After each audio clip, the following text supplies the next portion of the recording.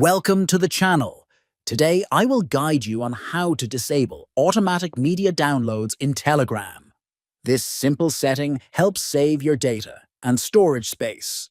By the end of this video, you'll know exactly how to control what media Telegram downloads automatically on your device.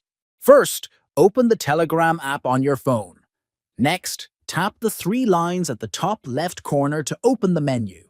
Then select Settings from the list. After that, click on Data and Storage. Now find the Automatic Media Download section. Finally, turn off automatic downloads for mobile data, Wi-Fi, and roaming by disabling each option. By following these steps, you can prevent Telegram from downloading media automatically and save data. Try it today and enjoy better control over your downloads.